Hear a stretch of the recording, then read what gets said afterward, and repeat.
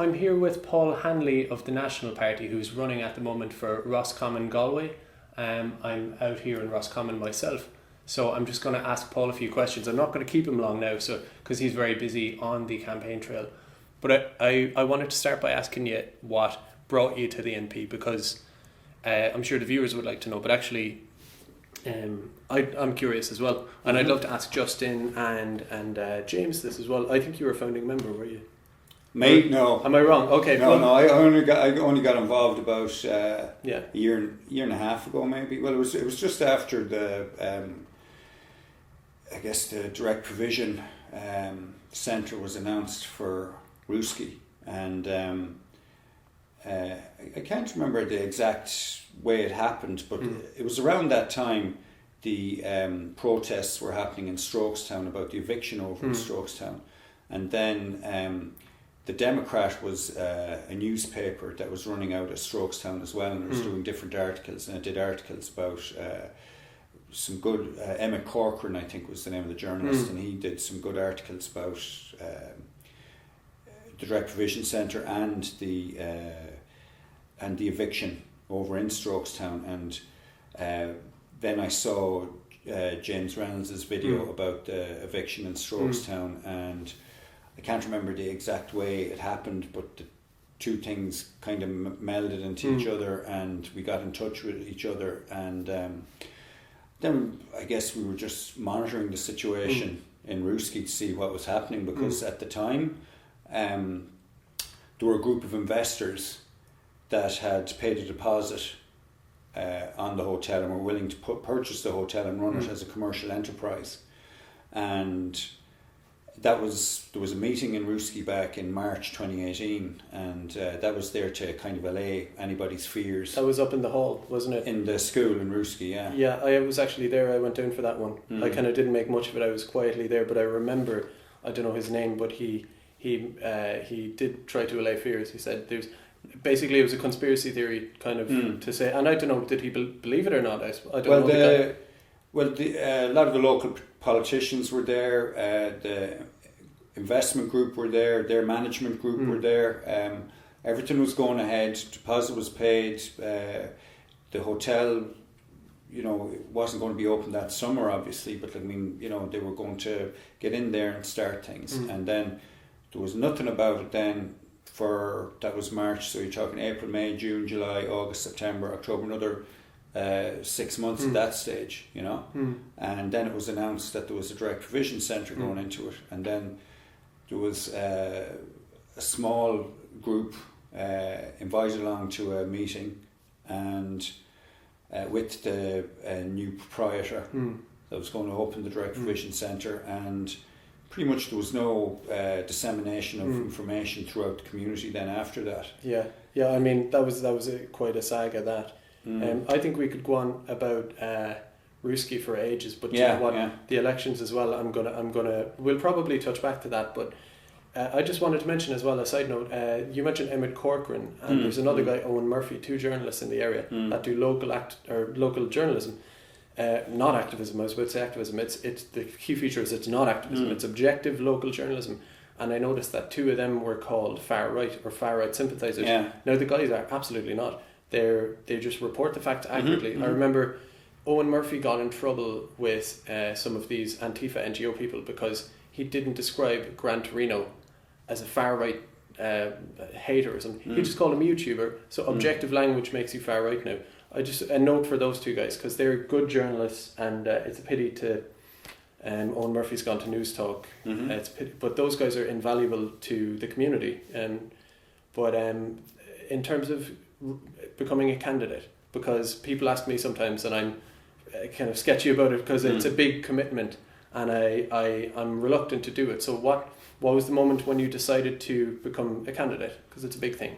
Well, I don't know, can you say there's such a thing as fate? I don't know, but I suppose around the end of December, beginning of January, I was just at home, and I went down to the sitting room, and there's a great book on the Roscommon volunteers called They Put the Flag A-Flying, and my grandfather Martin Fallon was in the Roscommon volunteers back between, they have it listed there, between 1916 and 1921. He was in the IRB, and then he progressed into the volunteers. Like, I mean, so many more did along with him. And so I was down in the book, down in the sitting room reading the book, and going through, like, I mean, everything from the ambush and Scramog to see the columns of volunteers, and now there's a lot in it, and it's a very detailed book. And then I didn't, I was going to go back to it at some point. And then next thing you know, I hear Fine Gael are announcing a commemoration of the RIC, and I just said, what? I mean, am I living in clown world? I mean, are we at that point now? Like, I know the War Independence year is coming up, we're in it, but before any announcement of any other commemorations for the war or anything like that, you just straight in the RIC. Nothing else. No other announcements. Just throw that idea out there, see what happens. Now, I was talking to Councillor Michael Carrigy, the Fine Gael representative and candidate in Longford, and he did tell me that it was a cross-party committee that proposed this. So in that case, I mean, you got Fine Gael in there, you got Fianna Fáil, Sinn Féin. Yeah. This is what I'm just telling you what he told me. Yeah, exactly. And we I would not at all be surprised, but them doing that does feel like hard to even believe. But they can they can be happy now that they've awakened people like you and many others. There's people out there as well who aren't overly nationalist in the, let's say, the National Party sense. They kind of just be strictly Republicans only, without any other feature, but just populist, nationalist type of people who've been awakened by this. So I think it's a great thing. Now, I wanted to ask you how the campaign trail is going as well, because I've spoken to people in Dublin, Phil Dwyer and some other people, and it's very interesting the responses people get on the doorstep. So, like, how is the campaign trail going? And kind of, as well, like, have you learned anything at the doorstep? Are people telling you, what are you hearing? Do you know? Well, again, we haven't been pushing too hard at the moment because, let's say, it's only been announced, 2 weeks ago? Yeah. And today is Saturday, we're 2 weeks from the actual election day today, which I think is a very cynical ploy on the part of Fine Gael. I think it's been mentioned on a number of occasions that the last time there was this short of an election was back in 1918 when we were still under British rule. Wow. Yeah. Again, and then the fact that everybody was led to believe that it was kind of late April, early May would have been the date. This is what our leader had been leading everybody to believe, and then bang, we're hit with like the 8th of February. Yeah, But, like, are you hearing anything about housing, healthcare, various concerns like that? Like, talking to anybody? Well, again, being more of a rural area, immigration isn't a huge issue on the doorsteps. Nor would housing be, I suppose. Not a whole lot, no. But like, I know for a fact that people in Rooski feel very put out for having been hung up to dry over last year, where the second meeting that was had, where a lot of local people did turn up, that the only politician that turned up to that meeting was Michael Fitzmaurice. And now there were a few councillors there that turned up, that kind of thing, but the people really felt there was no support there for them from any of the major parties. I mean, yeah, I can bear witness to that as well. I mean, it was, people were lost, and you couldn't trust it. Nobody trusted a politician anyway, because if it's a Fine Gael or a Fianna Fáil, I mean, they're on siding with the Department of Justice, and we saw that nuked out as well. In terms of like it being a rural community, what about the beef situation or farmers? How are people feeling down this way about that. Well, again, it's I mean, I was at a protest down in Ballinasloe one day, and it was great to see the sense of camaraderie at the protests, you know. And I mean, you know, we have one local man in Roscommon that is very involved in the beef protests. And we went along with him one day, and we were down there most of the day. And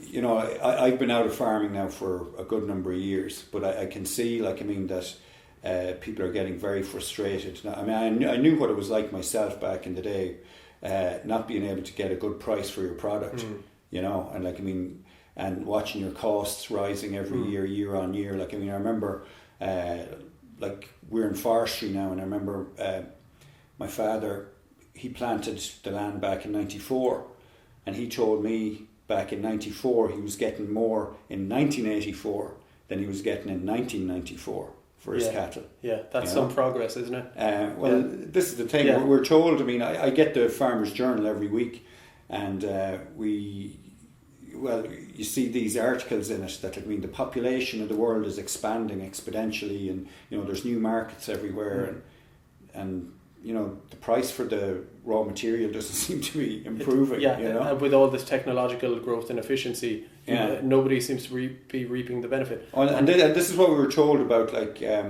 rationalising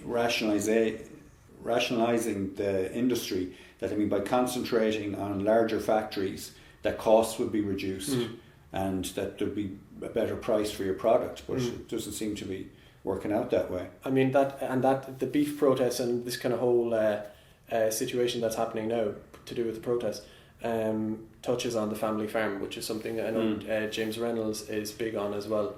I mean, you know, this progress they're talking about maybe is apparent to you if you live in a shoebox in the city, but if you want to have the freedom of a family farm, to inherit your family farm and to have a sustainable lifestyle or income from that, you don't get that, and people aren't taking over farms. Now you have, you know, young people in Dublin who live in these shoeboxes, come home for maybe lambing season to help on the farm, and then they're gone again. And some of those people want an urban lifestyle, but if some of them wanted to come back, and you know more, I'm not too familiar with farming, people wouldn't really have the option if they wanted to, would they? To come back, if you said, I'm going to take over the farm. Oh yeah, I know what you mean. I mean, of course, like, everybody has to have a second job off the farm. Yeah. These days, you know, like, and at the time in Roscommon, when you had the bacon factory there, you see, a lot of lads were farming, but they had the job in the factory as well, you know, which supplemented a lifestyle, you know. But that's not there anymore. This is all kind of leading to a thing that's rattling around in my head now, which is that, like. And I'd love your opinion on it. Let's say the was it a bacon factory in Roscommon that closed down, and Roscommon is like before the factory burned down and after. It's a completely different place now,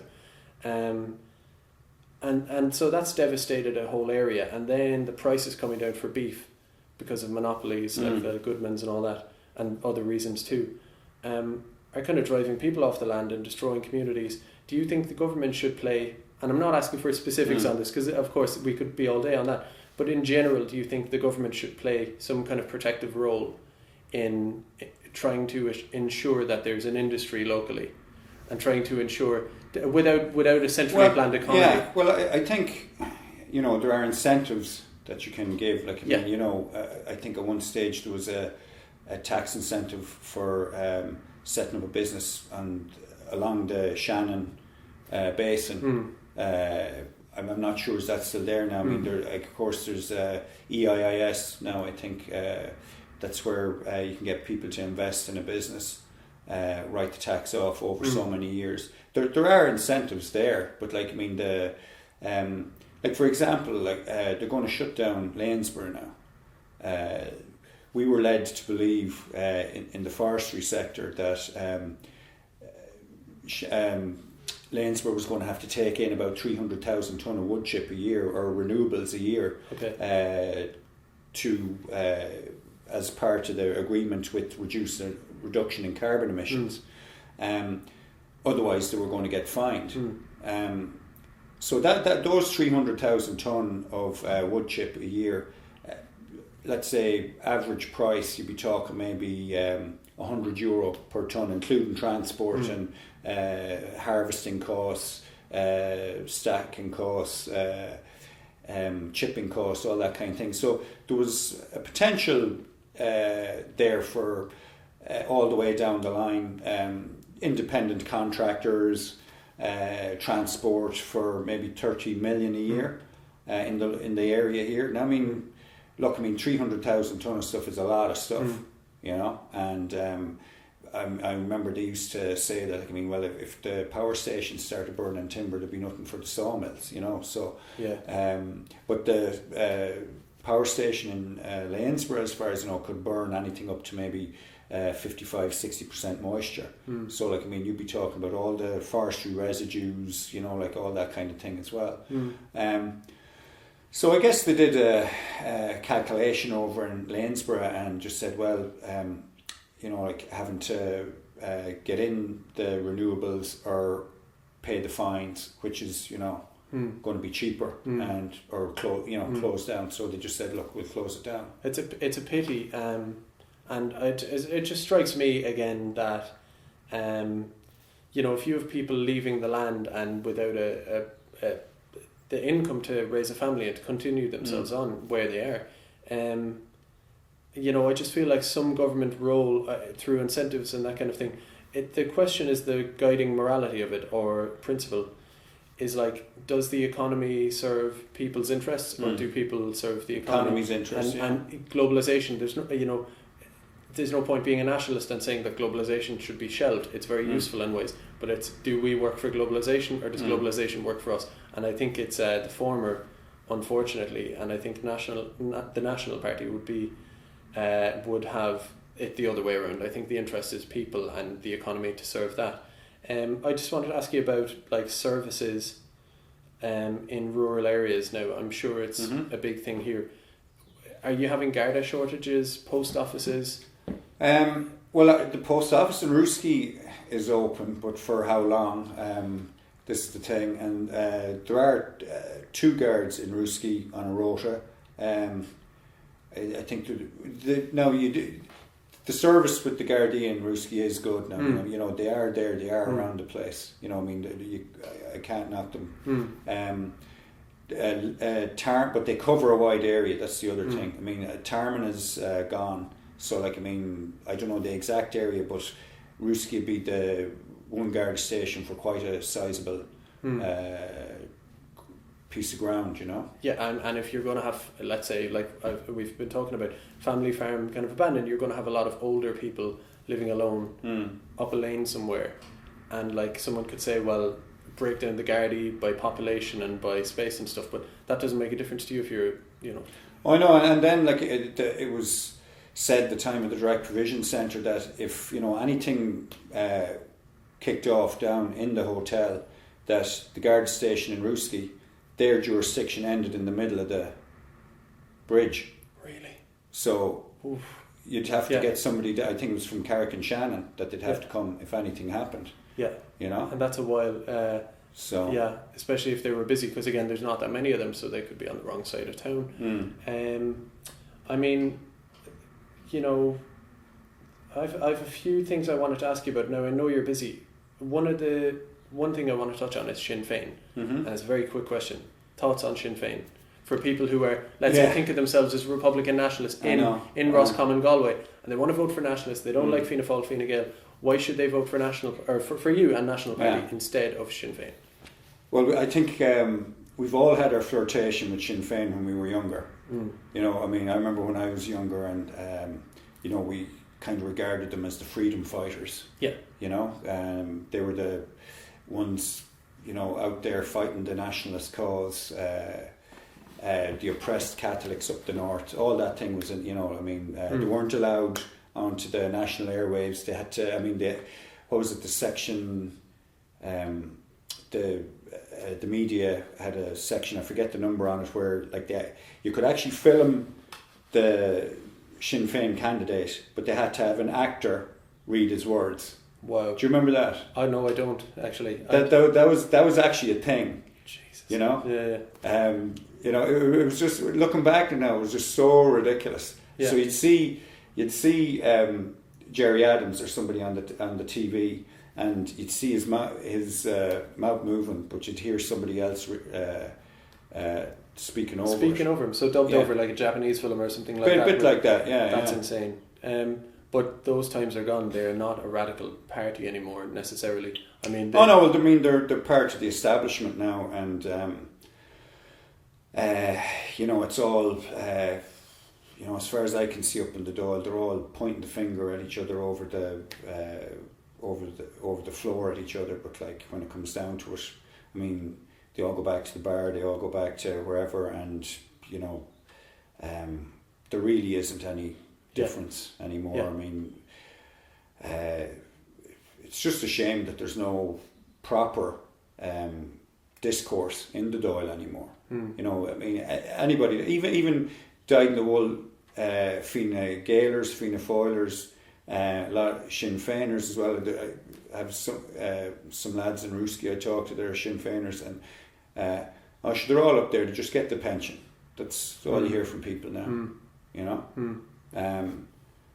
and like I do see what will happen here is if nationalists get any sort of a sizable vote in this election and other elections to come, that, and depending on what happens in the EU as well, because things are changing in Europe a lot quicker than we realise, and whatever happens in Europe will dictate what happens here at the end of the day. Well, for the time being, anyway. Merkel isn't going to be there for much longer, and you know, they all talk about Salvini and Viktor Orban, and then Poland, and you know, nationalism is rising throughout Europe. Macron's only got 2 more years left, and in smaller countries as well. Like I mean, in Belgium as well. Like I mean, you see people are out protesting. You see the farmers out in every country now. Yeah, and it's not being covered by RTE. And of course France. I should have mentioned France. Macron had to be escorted out of a theatre the other day because the riots were going on outside. Yeah, and if you hear something about, I mean, Hong Kong might be all over the media, then they pick and choose which one suits, because one is in service of maybe globalization, liberalism. The other is kind of populist, nationalist, but France. Speaking of RTE coverage, I think I've seen anyway that National Party might be getting a bad rap. Or not a bad rap from RTE, but kind of ignored. So there could be rap whatsoever. Look, I mean, I'll be honest with you, I'm not too worried about RTE. You can see it with the budgets that they have in there now. They're slashing everything because you know, revenues obviously are down. Well, revenues are probably the same, but the cost base keeps going up and up and up, you know. So they had to sell off the RTE guide. I mean, to any of you out there, I'd advise you just get rid of your TV. I mean, I don't have a TV in my place. I just have a big computer screen, and if I want to watch anything, I can watch a movie. I can pretty much get on any of the sports, anything like that on it, and you know, RTE isn't going to exist in the same state that it's in now in 5 years. Yeah, I agree. Actually, you've corrected me there, because I always try to say to people when they say RTE this or that, I say, who cares about RTE? Rise above them, move beyond them. And so you know, it's in a way it's even a silly question, because what do they matter at that point? And they're never going to be the friend of a genuine dissident movement in Ireland anyway. Like if they had any, like the night on Clare Byrne where they just played a clip out of context of Justin down in Barrett, and didn't give him the right to reply anything. Won't bring him online or on the TV, because everybody now is, it's far right extremism. Yeah. You know, like I'm actually pretty centrist. It's just that the centre has collapsed, and you know, like I'd fall on the right hand side of centre. You seem like a fairly reasonable guy to me. Like, you know, this isn't some kind of crazy student politics or something like that. I mean, it is what is radical about it really? But it's all kind of just a matter of perspective, isn't it? Well, I mean, again, they talk about the far right, and what really said it to me as well was I saw the video up at the ploughing of Charlie Flanagan when he was challenged in the FG tent, and this gentleman, anyway, he went up to him and asked him about mass migration, and Charlie Flanagan, he said, I'm talking to Fine Gael people here, wouldn't talk to him, all this kind of I'm in the Fine Gael tent talking to Fine Gael people. Yeah. And I mean, then he just turned around and hightailed it out of there, and next thing you know, you've got Charlie Flanagan on the radio talking about the alt-right, and this was something new. Now, as far as I know, the alt-right is gone for 2 years at this stage, after that debacle over in America. It doesn't exist anymore. Yeah. It's an American short-lived kind of fashion kind of. But this is how behind the times Charlie Flanagan is. Yeah. The guy is given a script to read off, and I mean, and the time down in Oughterard when he told those people to stand aside or step back. Yeah. I mean, how does that make those people feel when their own Minister for Justice tell them to step back now? We look after things. Well, good enough that he was the one who had to step back eventually, and they sure did. No, that was complicated. It was to do with contracts, but they lost that battle anyway. I just, you mentioned Justin Barrett on Claire Byrne. I was listening to him earlier, and he said he was giving a speech at one of the speeches on YouTube. That he was a disembodied voice on primetime, which reminds me of how you described Gerry Adams back in, say, the 70s or 80s. So again, anyone who wants to vote for Sinn Féin, they are completely bought in to a kind of a globalist ideology, and that's indicative that they're treating Justin similarly to how they would have treated Sinn Féin. They're outside the system. So, people who have that feeling of, like you said, Sinn Féin are the kind of, the freedom fighters or whatever. That is the National Party now. One last question, and I'll let you get on your way because Paul has to be canvassing and lots to do. Someone, I think it was in Ruski, told you that they're all just up there for the pension or the whatever. So can we expect, if you were to be elected, you won't be sitting inside in Buswells rubbing shoulders with Leo and Simon and all of the lads, or Mary Lou even? No, for sure. I've got my own friends in Dublin. I don't need any more. They are the establishment now, as far as I'm concerned, and the time is changing. As I said, Europe is changing, and some people mightn't like it.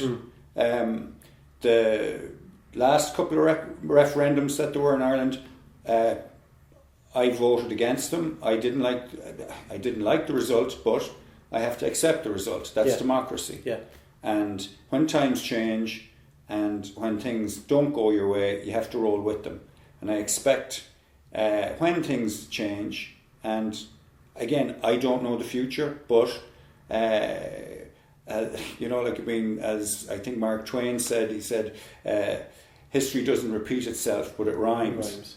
And we're, history is happening every day. We are in history. We'll see how history makes itself known to us over the next months and years. But I expect people to get behind the country and the nation when it changes in the future as well. Nice one. Yeah, I mean, I don't know you very well, right? We've only met for the first time today, but as far as I can tell, and I know, you've got a fairly industrious streak about you, thus far in your own life and in your own work. And the other thing is, just for the audience, when Paul arrived today and said hello to me, started pointing out all of the different places in Roscommon, and all of the history going back to 1916 and or before then, and all of these different figures, all these little geographical areas and everything to do with it. So again, you're an enterprising, hard-working man, and your heart and soul is in Roscommon-Galway, obviously. And this is like, I should be joining you at the door with this stuff, but and you're not bought into establishment politics. So that's the holy trio as far as I can see. Mm-hmm. I can see no reason why people in this constituency shouldn't vote for you on that basis, because you take those are kind of the three boxes I see. You know, you're not a blow-in. You're so. Anyone who watches this video, I would love if you would share it into anyone you know in Roscommon-Galway. Try to get the word out there, because every vote matters. And if someone like Paul were to be elected, to have that voice in the government would be, you know, transformative. And I asked you sarcastically, really, would you be in Buswells? You know, I absolutely know you wouldn't be. You know, whereas I've got a few other bars I drink in rather than Buswells. Yeah, it's you don't get a great point there anyway. But you know, there's a lot to be said for that. You know, you can't really say that for many other people now. I know there's a few independents. So I think people should be voting for you.